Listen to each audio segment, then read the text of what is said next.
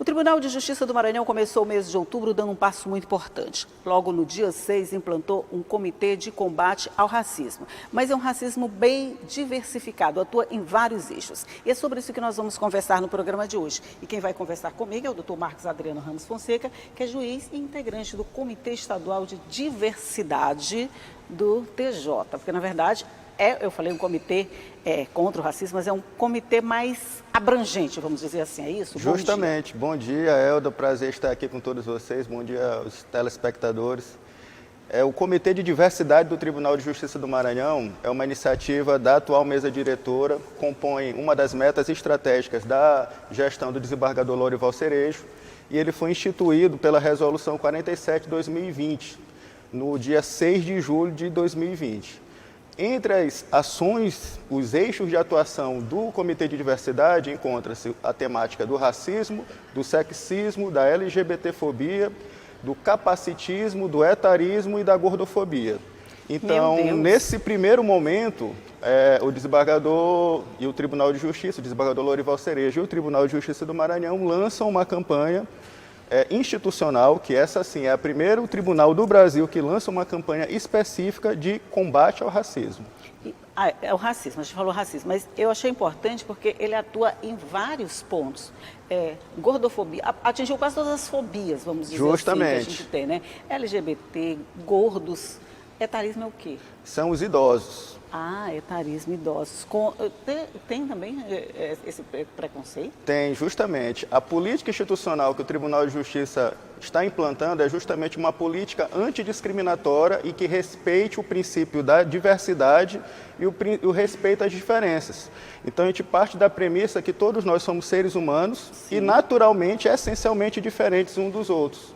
E aí a necessidade de que haja essa concepção e o respeito às características pessoais, à personalidade, à convicção.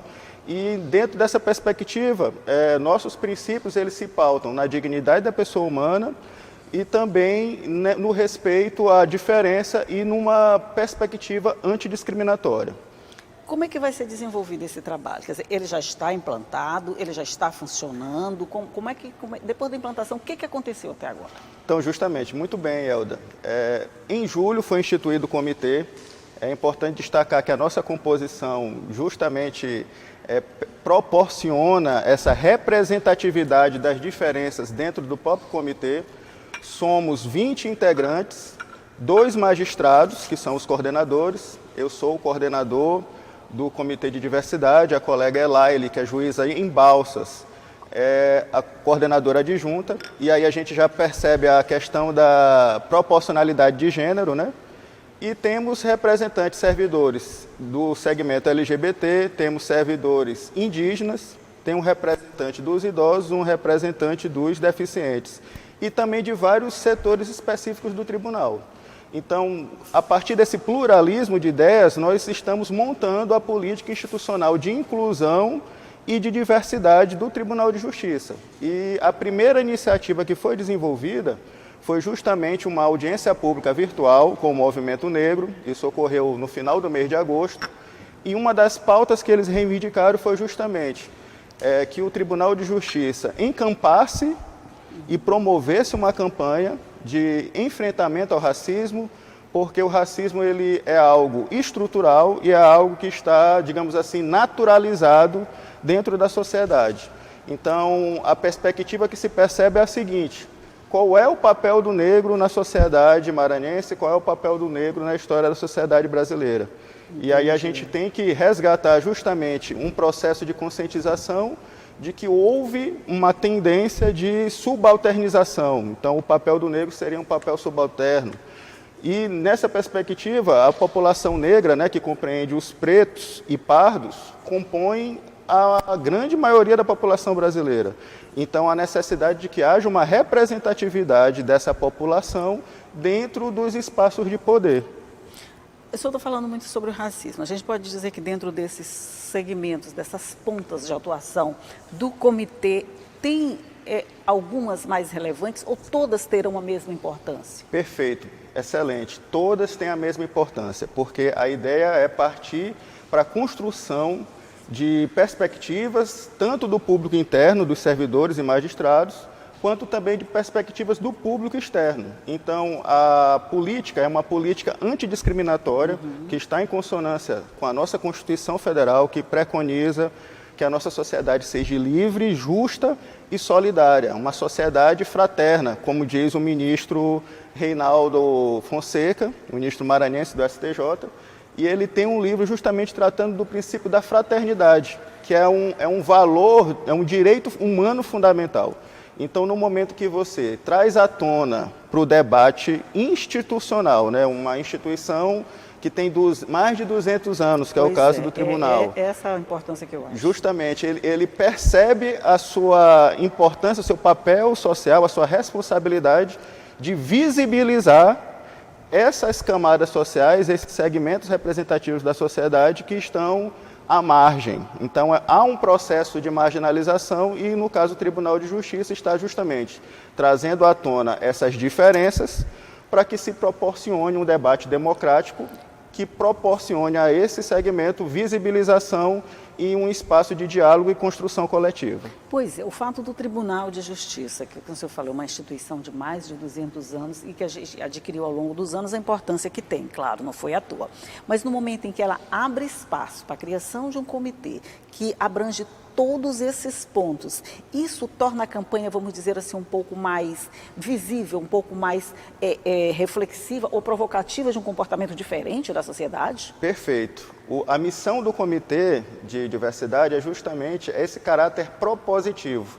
O comitê ele tem o desafio de propor ações, metas, indicadores e objetivos estratégicos para a criação de uma política institucional antidiscriminatória. Então, o maior desafio, Helder, é justamente trabalhar isso sem um suporte ainda normativo uniforme em âmbito nacional, né?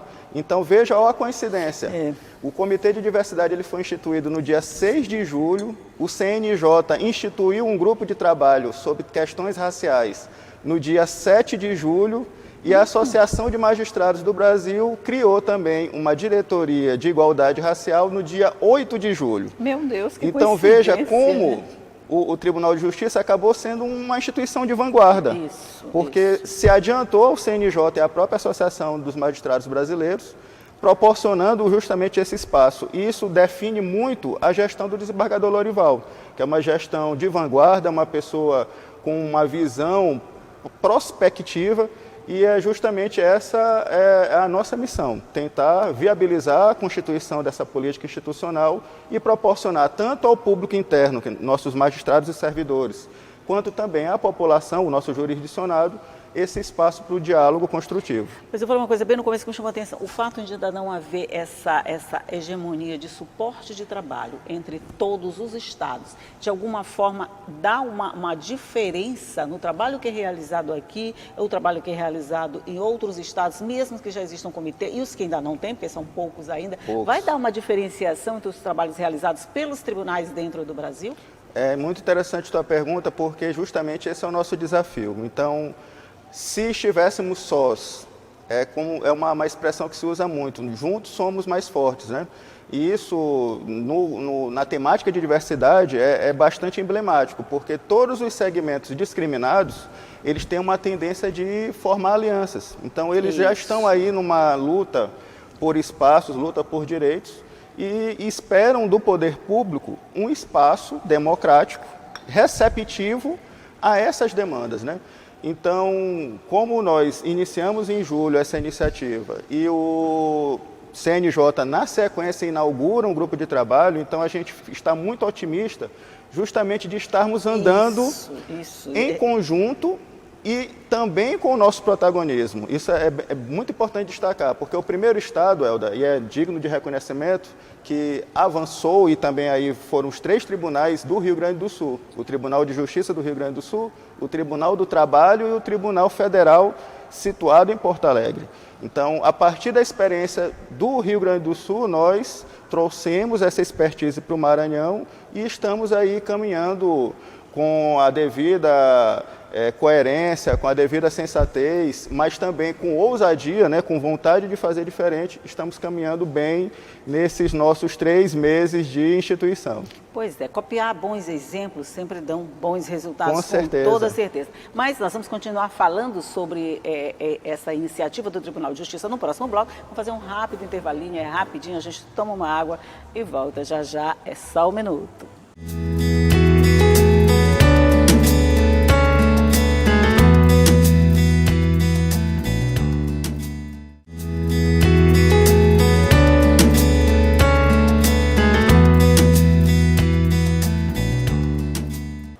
Já estamos de volta conversando aqui sobre a iniciativa do Tribunal de Justiça em abrir uma frente de trabalho contra o racismo, e aqui a gente fala em racismo em todas as suas perspectivas, e não só da pele e da cor. Só para fazer uma ressalva, eu falei 6 de outubro, mas o senhor está falando muito em 6 de julho. Vamos fazer a diferenciação. O que aconteceu em julho e o que acontece em outubro? Perfeito. Em julho foi a instituição do Comitê de Diversidade, a inauguração dessa política institucional do Tribunal de Justiça do Maranhão e a primeira ação institucional com visibilidade externa, uma campanha publicitária, foi desencadeada no dia 6 de outubro, que foi o lançamento da campanha Tribunal de Justiça do Maranhão na luta contra o racismo. Então, a campanha está em vigência. A gente tem... a relevância de casos aqui é muito grande. Aí eu já falo de racismo de todas as formas. A gente tem esse índice assim, muito alto, doutor Adriano? Tem sim. É um dado preocupante. Por exemplo, no Maranhão, nós somos o 2º estado em percentual de população negra. E aí a gente sempre enfatiza. O segmento negro são pessoas pretas e pardas. Então, o percentual no Brasil é de 58% da população, e aqui no Maranhão chega-se a 65%.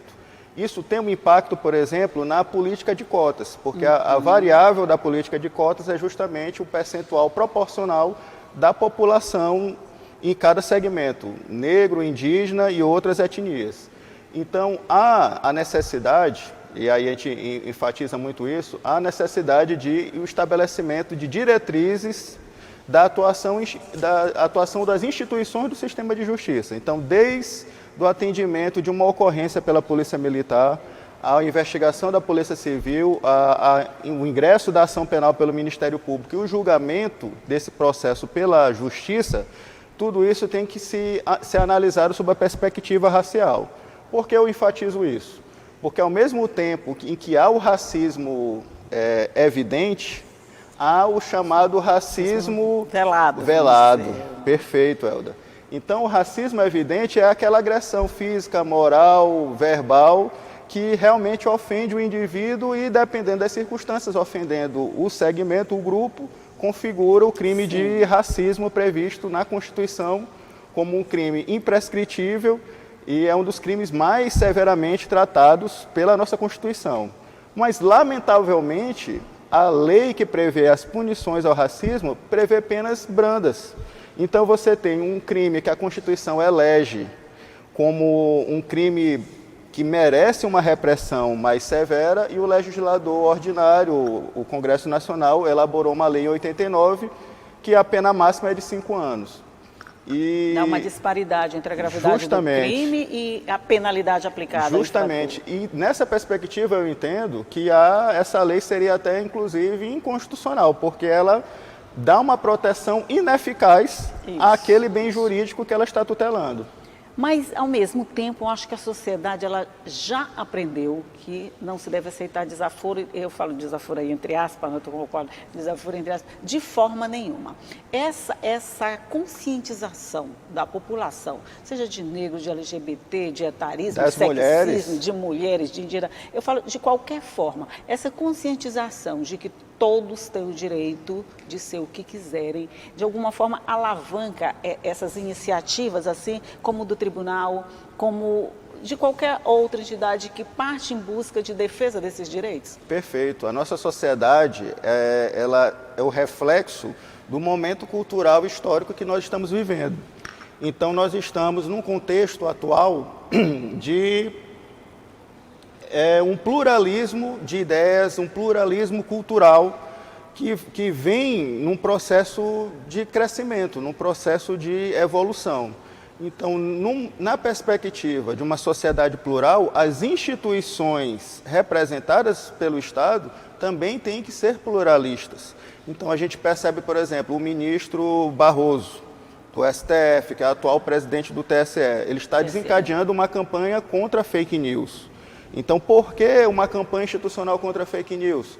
Porque é o momento que a sociedade precisa dialogar sobre isso. Então, nessa mesma perspectiva, por que uma campanha de combate ao racismo? Porque justamente o tribunal, com a sua representatividade e respeitabilidade, ele levanta uma pauta em que a sociedade se sente representada. Se sente representada, então a gente percebe, neste ano, em 2020, houve o episódio com George Floyd, nos Estados Unidos, houve o episódio com a criança, o menino Miguel, em Pernambuco, e aí vem a evidência o quê? O chamado racismo velado e o chamado racismo estrutural. O que é Nós o temos racismo? Os dois casos, né? Justamente. O que vem a ser o racismo estrutural? É aquele processo de naturalização e banalização das chamadas microlesões. Então, você percebe que o negro não... Eu sou juiz de direito, fui aprovado no concurso de 2009, fui aprovado em primeiro lugar. Na época não existia política de cotas, mas o fato de eu ser um juiz negro e ser aprovado em primeiro lugar não significa que todos os negros teriam a mesma condição que eu tive. Isso. Então, sem o suporte das cotas. Perfeito. Então, a gente parte da constatação de que há um processo de desigualdade histórica. Os negros, eles vêm de um processo de 300 anos de exploração de mão de obra escrava.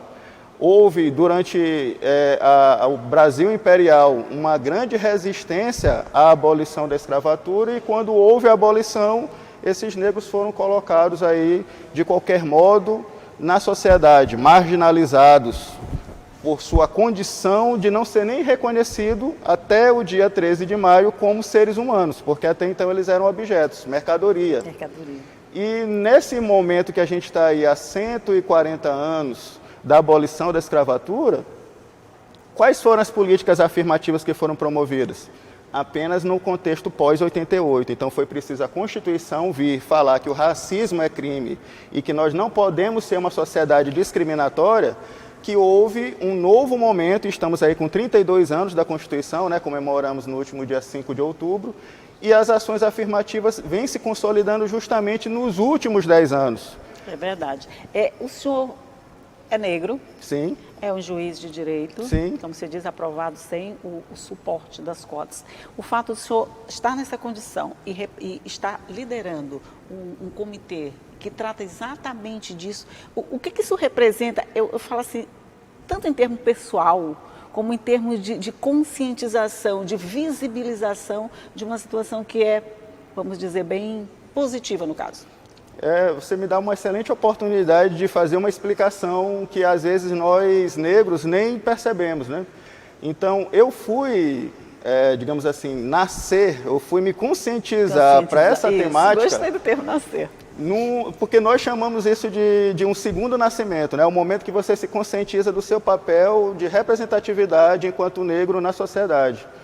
Foi num episódio muito singelo que eu gosto de comentar lá em Pedreiras. Eu sou juiz da comarca de Pedreiras, terra de João do Vale, maranhense do século, uma cidade cultural, pessoas intelectuais, amo Pedreiras, sou cidadão pedreirense. E nessa perspectiva, eu morava em Pedreiras. E num certo fim de semana, fui comprar um refrigerante, olha a singeleza, a simplicidade. Fui comprar um refrigerante numa quitanda com o meu filho.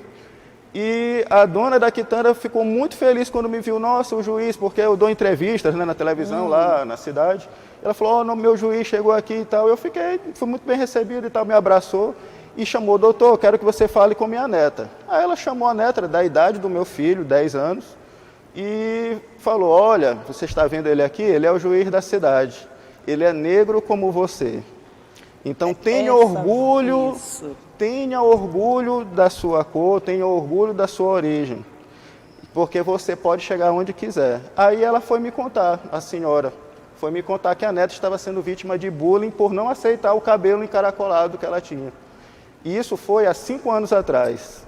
Este ano eu retornei nessa quitanda. 5 anos, pouquinho tempo atrás. Justamente. E eu voltei nesse comércio recentemente. Essa menina me atendeu, ela não lembrou, eu lembrei dela, mas ela não lembrou do episódio desse nosso encontro. E hoje ela é uma menina, uma jovem muito bonita, que se aceita na sua diferença, na sua beleza natural. E naquele dia em diante eu percebi, poxa, eu não sou apenas um Marco Adriano. Exatamente. Eu sou um juiz que tem, por ser negro, tem uma aceitação, tem uma identificação. Então, no momento em que a sociedade se identifica com os seus representantes, e aí, no caso, o judiciário é um poder da República, inequivocamente há um processo de identificação da sociedade com o judiciário. Com certeza. Com isso, eu não quero dizer que um branco não poderia presidir Sem o dúvida. comitê, de jeito nenhum. Sem Eu estou dúvida. dizendo que a visibilização que se dá a casos assim, fica muito mais fácil de entender a situação. Como essa senhora que teve a percepção tão clara. Quer dizer, Ó, a sabedoria neta, dos mais idosos, pois né? É, a minha A sabedoria. neta precisa saber que a gente tem um representante do nosso Etnia. jeito. Talvez ela nem sabia essa palavra etnia, né? Mas assim, do nosso jeito, da nossa um de nós. cor, é um de nós.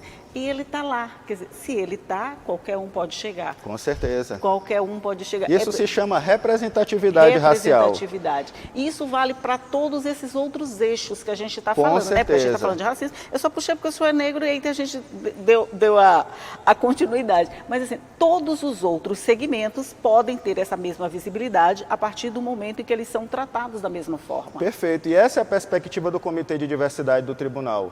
Nós queremos, no momento que nós definimos a própria composição, tendo um servidor LGBT, é um servidor trans, é o único servidor trans autodeclarado do Tribunal de Justiça. Ele está dentro desse comitê. Está no comitê. Temos Claro. uma magistrada indígena, autodeclarada indígena. Então, tem uma vaga para os indígenas no comitê. E agora o Tribunal de Justiça está desenvolvendo um censo demográfico dos seus servidores e magistrados, justamente para identificar todas essas diversidades. Ai, que legal. Queremos identificar quem são os nossos idosos, quem são os nossos servidores que têm deficiência, os servidores que são pais de crianças com deficiência, porque há uma política institucional agora de um tratamento adequado a essas pessoas, porque justamente a gente compreende que o espaço de trabalho ele precisa estar em sintonia com todo esse pluralismo Muito e com o interessante. equilíbrio. A gente tem então, que ter um nós já temos uma pauta para a próxima entrevista. Vem aqui depois me contar o resultado desse censo. Ótimo. Como é que tem essa diversidade dentro do tribunal, o que foi detectado e como é que isso vai ser trabalhado, como é que essas categorias, vamos dizer assim, todas vão ser contempladas com uma qualidade de trabalho melhor. Justamente. No momento em que você tem uma qualidade de trabalho melhor, você tem uma qualidade de vida melhor, que isso vai impactar todas as áreas da sua vida. Com toda Nós certeza. queremos justamente ter um trabalho. ambiente de trabalho sólido e favorável justamente ao equilíbrio. A gente tem que buscar isso, proporcionar qualidade de vida ao nosso magistrado e ao nosso servidor. Sinceramente, parabéns pelo trabalho. Eu fiquei muito contente com essa iniciativa. É muito, muito legal. E eu quero saber o resultado. Claro, se eu venho Com aqui certeza, depois venho me sim. contar o resultado desse trabalho todo, porque eu acho que todo mundo fica curioso quando assim, boas iniciativas, quando os projetos são bons, a gente quer saber como é que eles são desenvolvidos, quer saber os resultados, quer saber o que vai acontecer durante esse período, quer saber quem vai ser beneficiado, quem vai ser impactado. Isso tudo é muito bom e serve de representatividade, de visibilização do que a gente pode fazer de bom. Eu falo demais. Mas o papo, quando é bom, gera justamente, desperta essas reflexões. Parabéns, Elda. Muito obrigado pelo espaço. Obrigado a você por ter vindo aqui compartilhar com a gente todas essas notícias boas. E sempre que tiver notícia boa, venha aqui, porque eu gosto de saber de notícia boa de manhã cedo, com toda certeza. Com certeza. Nosso público também agradece, com certeza. E se sente representado pelo programa. Muito, muito obrigado. Venha sempre, a casa é nossa. Quando tiver boa notícia, o andamento desse projeto todo eu também quero saber. E aí o senhor fica me devendo todas as informações para a próxima entrevista já marcada. Com certeza. Bom dia para você, bom dia para você aí do outro lado, que sabe que a gente conversa muito, mas tudo isso você pode encontrar depois no nosso site, porque o conteúdo está lá prontinho, todo bem arrumadinho para você na hora que você acessar. Mas só para lembrar, eu estou aqui todo dia te esperando às 8h30 da manhã, ok? Tchau.